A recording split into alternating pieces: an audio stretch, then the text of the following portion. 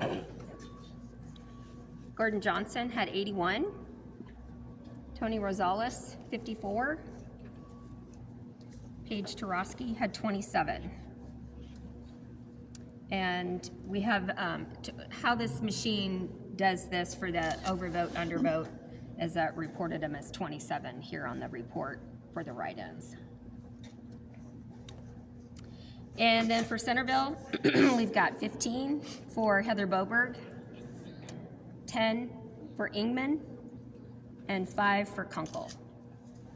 And then the way that it reports these as well is 5 for the overvote and undervote on the write-in line of the machine. Did you have any blank ballots? Yeah, we did. We did. It's not going to count the blank ballots because once we put those through, they don't go through the machine. They only go through once. So we keep track of those on a separate piece of paper.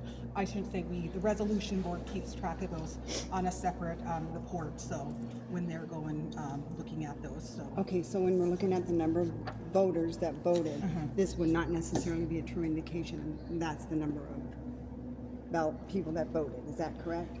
Yeah, it would because If someone didn't vote, I'm sorry. So- If I just mailed mine in and I didn't vote.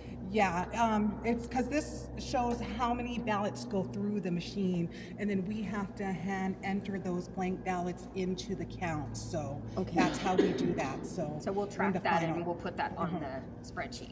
Okay. Yeah. I have another question. My name is Josh Butterfly. I'm with the Prairie Warriors Tribal Council, and we've been working on the voter integrity because of some issues that were happening within the Department of Corrections in regards to voter suppression and gerrymandering, and it's tied to the local elections office.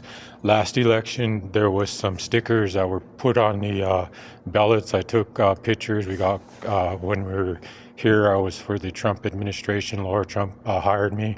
All this information was sent to the president. It's on his desk because of the stickers, and that's what we're wondering why we have an election office that is for the people. But one of the things that we're concerned about is the sticker that was on the ballots that was put over the numbers. So is that, What are you talking about? there was on the November election, there was a sticker on each ballot placed over the number in regards to, That was the stub number. okay, That but had nothing to do with the candidates. That was a no, stub number. what we're talking about is I the, know. And I refuse to answer questions being recorded. You did not ask my permission. it's a public event, you know the You rules. did not ask my permission. It's a public I don't event. have to This is a consent public answering event your to this. questions. But what we're asking is about the sticker. The Why was that sticker on it?